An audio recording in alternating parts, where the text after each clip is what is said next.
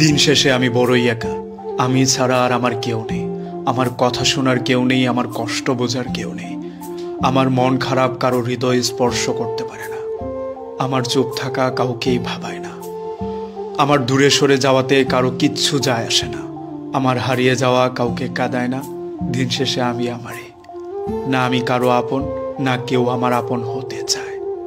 মাঝে মধ্যে মনে হয় প্রিয় মানুষগুলোকে আর একটু কম গুরুত্ব দিলে হয়তো থেকে যেত, কারণ অবহেলায় নাকি মানুষের গুরুত্ব বাড়ে। আজকে যার কাছে নিজের মনের কথা বলতে না পারায় অস্থির লাগে, একদিন সব দারুণ দুঃসংবাদেও তার কথা আর মনে পড়বে না।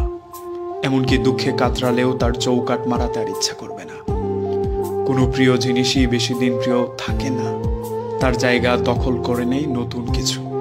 তিক্ত হলেও এটাই সত্য যে আজকে যাকে প্রিয় মানুষ বলে আপনি চিল্লাচ্ছেন, একটা সময় পর গিয়ে তার প্রতি সেই মোহটা থাকবে না। হাওয়াই মিটের মতো মিলে যাবে শূন্যতায়। দুঃখগুলো যন্ত্রণাদায়ক হলেও অস্থায়ী। দুঃখ চিরজীবন সঙ্গী ভেবে কষ্ট পাওয়ার কোনো মানে হয় না।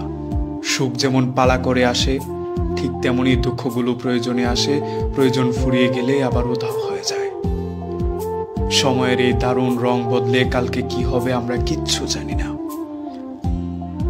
তাই কালকে কি হবে এই ভাবনায় বিভোর না হয়ে হাতের কাছে আজকে যেটুকু সুখ পাচ্ছেন সেটুকু উপভোগ করার চেষ্টা করুন। আর না হয় একটা সময় পর গিয়ে দেখবেন সেই সুখটাও আপনার নেই।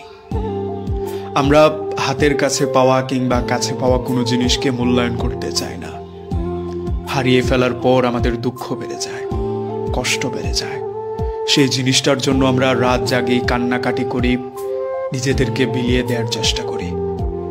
অথচ থাকাকালীন সেই জিনিসটাকে আমরা মূল্যায়ন দেওয়ার চেষ্টা করি না। সেজন্যই যাকে যেটুকু এফোর্ট দেওয়া প্রয়োজন আপনি ঠিক সেটুকু এফোর্ট দিলে সে থেকে যাবে।